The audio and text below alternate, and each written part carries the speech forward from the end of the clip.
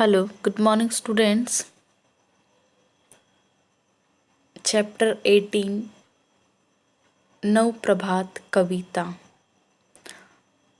कवि हैं सोहन लाल द्विवेदी।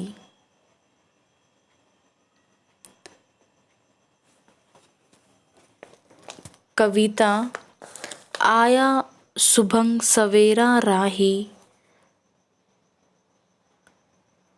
अग जग की निद्रा है टूटी, अरुण किरण अंबर में छूटी, किया मलय ने फेरा राही, आया सुबह सवेरा राही। प्रस्तुत पंक्तियाँ हमारी पाठ्य पुस्तक प्रतिभा हिंदी पाठमाला में संकलित कविता नव प्रभात से ली गई है। इसके रचयिता सोहन लाल द्विवेदी जी हैं। प्रसंग कवि ने इन पंक्तियों में सुबह के अलौकिक दृश्य का वर्णन किया है। भावार्थ, हे पथिक, कवि कहना चाहते हैं कि हे पथिक, सुबह का सुंदर सवेरा हो गया है, पूरे संसार की नींद खुल गई है, आकाश में सूर्य की किरणें फैल गई हैं और मलय पवन, जो सुबह के समय जो पवन चलती है, मलय पवन चारों तरफ से चक्कर लगा रही है। कवि राही को संबोधित करते हुए कहते हैं, राही मीन्स राहगीर, जो भी जिस पथ पर पथिक हो, राहगीर हो, राही हो, को संबोधित करते हुए कवि कहते हैं, हे राही, सुबह का सुंदर सवेरा हो गया है, तुम अपनी निद्रा खोलो, पूरा संसार उठ गया है नींद से और आकाश और सूर्य की किरणें चारों तरफ फैल गई हैं कि तुम भी इस सुंदर सवेरे का आनंद लो। सेकंड पैरा इसका हम देखते हैं, डाल डाल में फूटी कोमपल, स्वर्णिम ताम्र नील और उज्ज्वल, किसने रंग बिखेरा राही, आया सुबह सवेरा राही।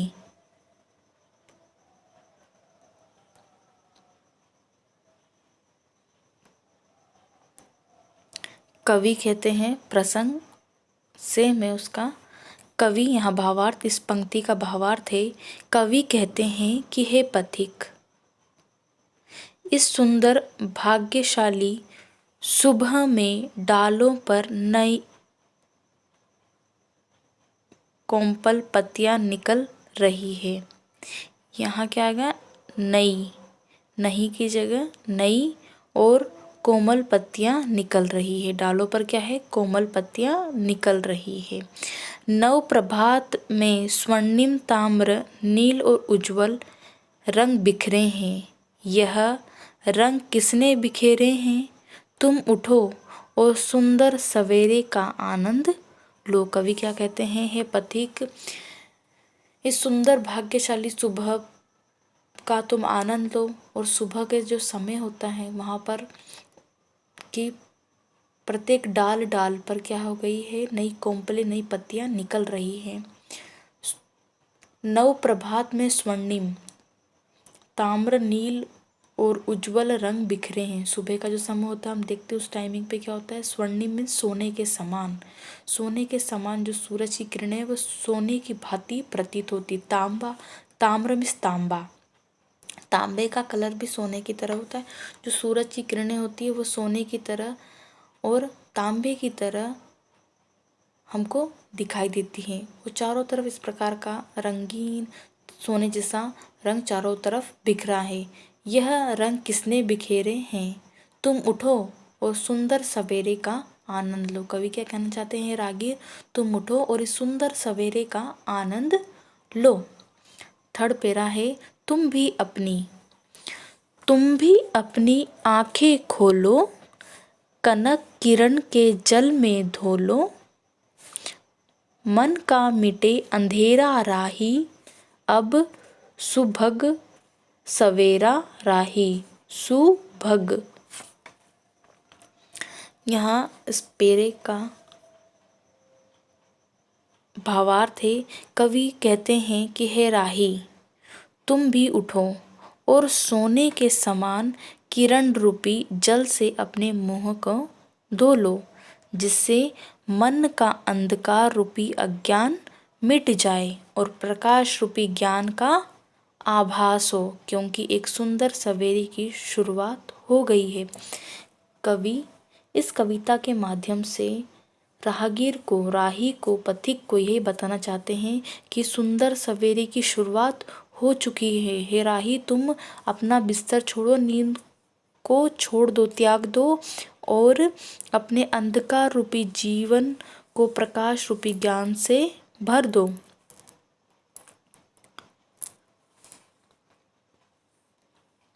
भर लो।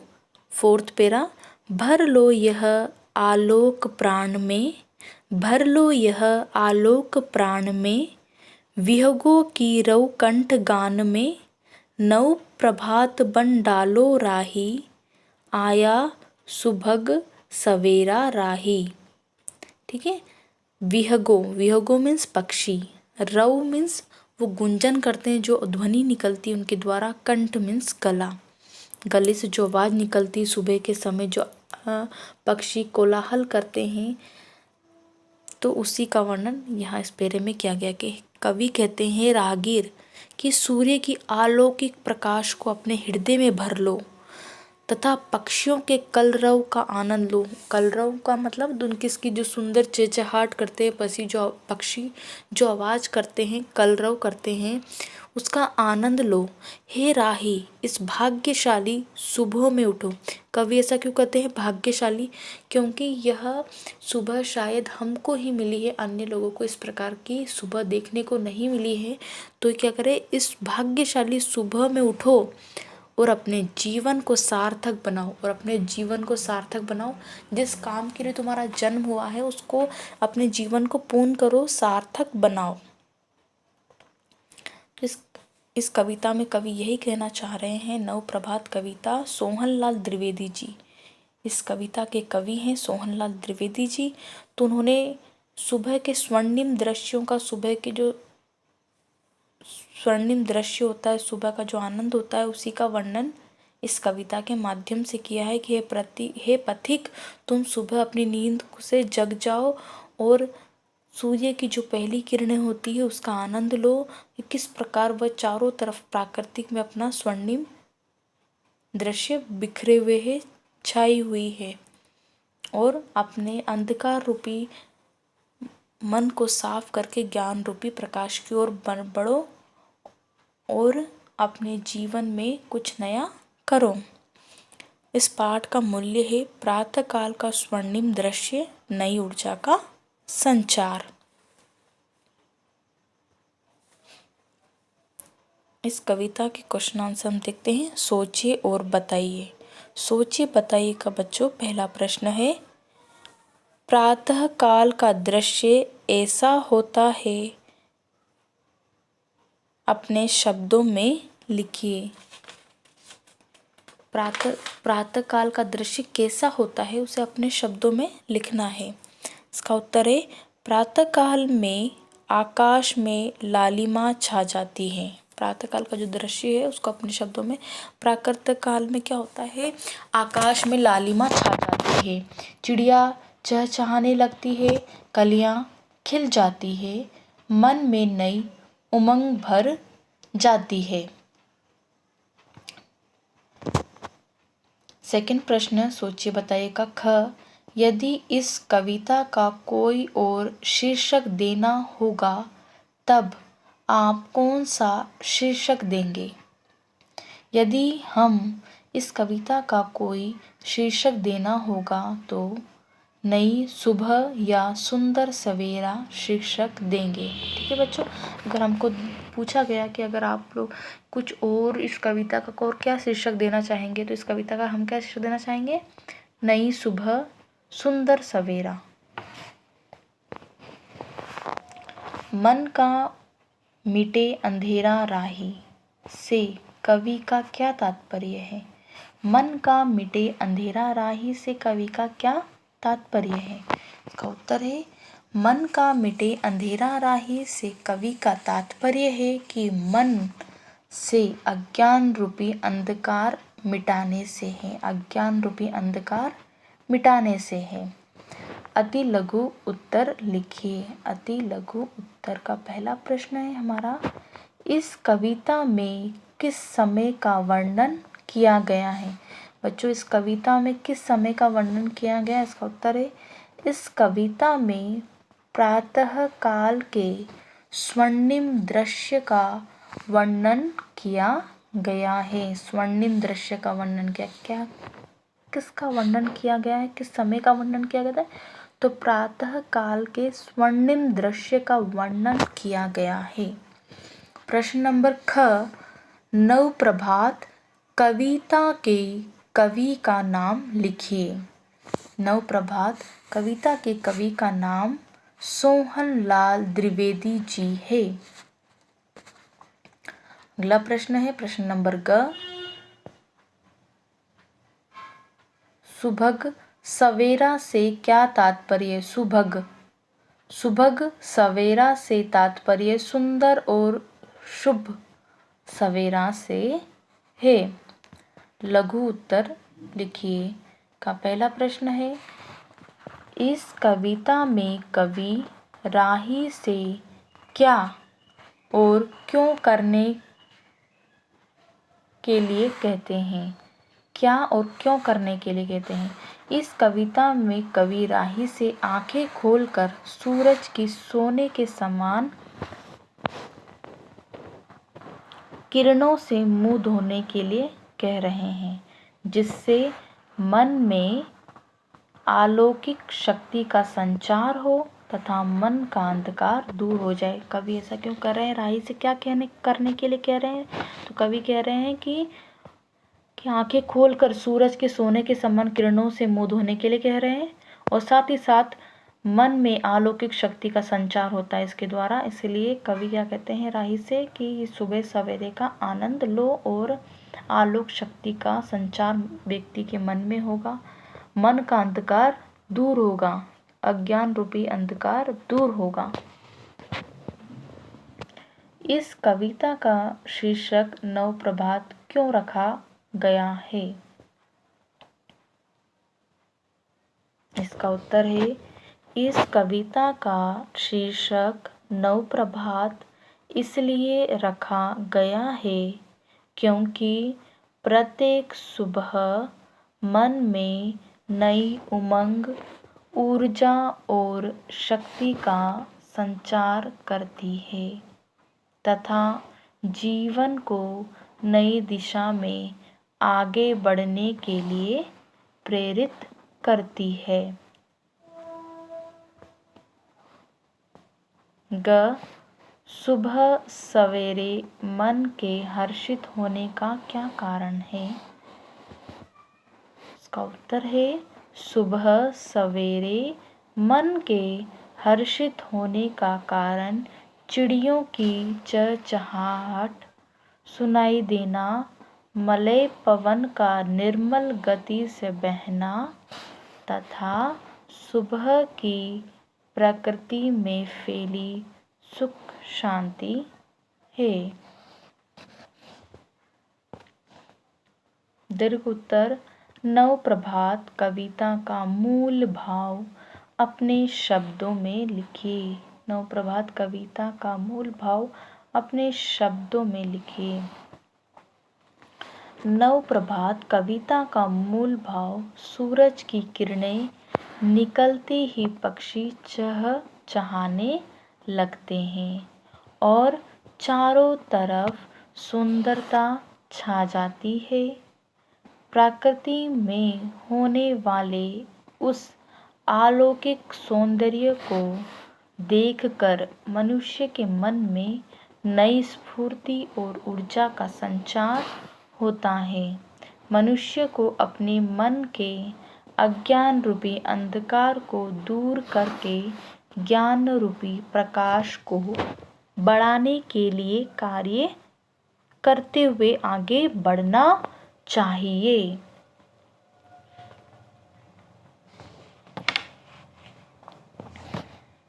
पाठ से आगे प्रश्न नंबर क, प्रातः काल में पक्षियों का कलरव कैसा लगता है। मतलब जो प्रातः काल का समय होता है, जब पक्षी जो आवाज़ करते हैं, जो ध्वनि निकालते, कलरव करते हैं, तो वो आपको कैसा लगता है। प्रातःकाल में पक्षियों का कलरव मधुर और आनंद देने वाला लगता है। कैसा लगता है बच्चों?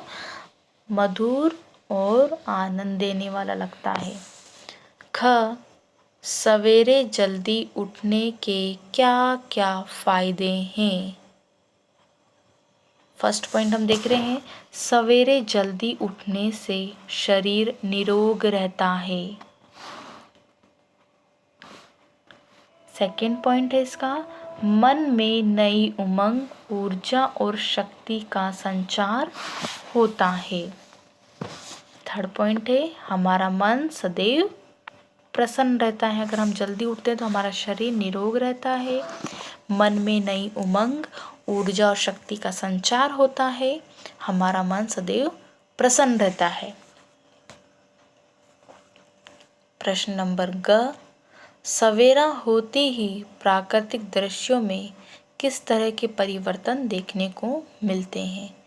सवेरे होते ही प्राकृतिक दृश्यों में इस तरह के परिवर्तन देखने को मिलते हैं। पहला पॉइंट है, अंधकार मिटाकर सूरज की नई किरणें फैली होती है।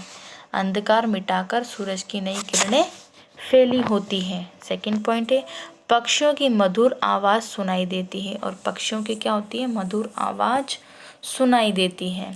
थर्ड पॉइंट है, पेड़ पौधों की डालों पर नए नए पत्ते दिखाई देते हैं।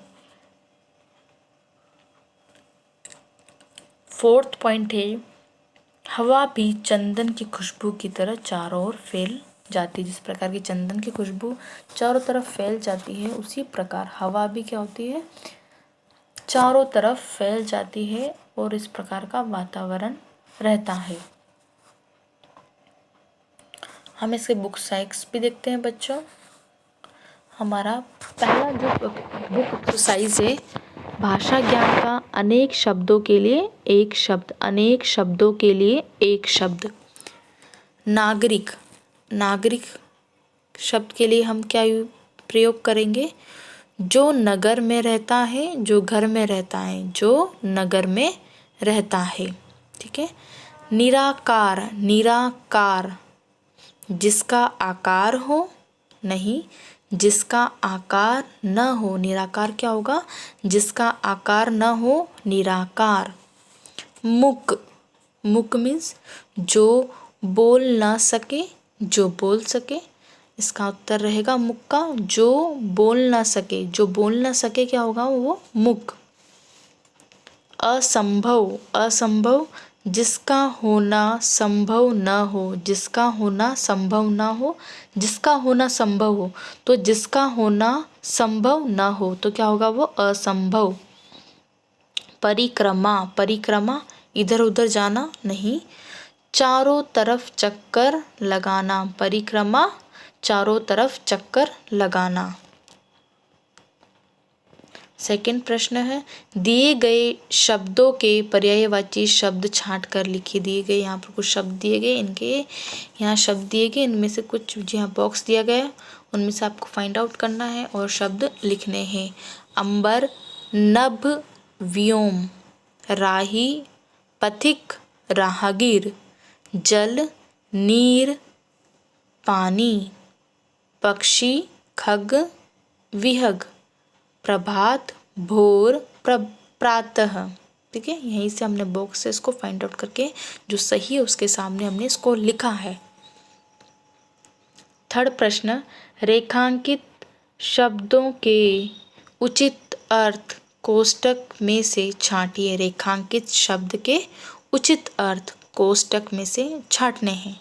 तो अंबर का उचित अर्थ क्या होगा? कपड़ा, नहीं, आसमान। डाल, डाल का टहनी या डालना, तो टहनी। ठीक है। इस अपने मुंह जल से धो लो। जल यहाँ पर क्या, इज्जत या पानी? तो पानी के लिए जल। कनक किरण के जल में धो लो। कनक किरण के जल में धो लो। मतलब गेहूं व सोना, तो सोना। अरुण किरण अंबर में छूटी, तो छूटी। अरुण मीन्स सूरज, सूरज की बात हो रही, अरुण। क्वेश्चन नंबर 4, दिए गए शब्दों का वाक्य में प्रयोग कीजिए। कुछ शब्द दिए गए हैं, उनका वाक्य में प्रयोग करना है, शब्द के द्वारा वाक्य का निर्माण करना है। सुभग, सुभग का है, राही सुबह सवेरा आ गया है। ख निद्रा, सारे संसार की निद्रा टूट चुकी है। स्वर्णिम, सूरज की स्वर्णिम किरणें पृथ्वी पर पड़ गई है। ठीक है, सूरज की स्वर्णिम किरणें पृथ्वी पर पड़ गई है। सारे संसार की निद्रा टूट चुकी है। राही सुबह सवेरा आ गया है। ठीक है, तो आप ये चैप्टर अपने फेयर कॉपी में लिखिए और बुक एक्सरसाइज को अपने बुक में फिल कर लीजिए। यूज़फुल पेंसिल का यूज़ करेंगे only, useful pencil only, okay, not a pen.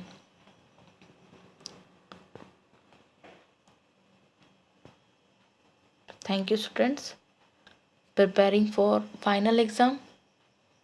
All the best, good luck.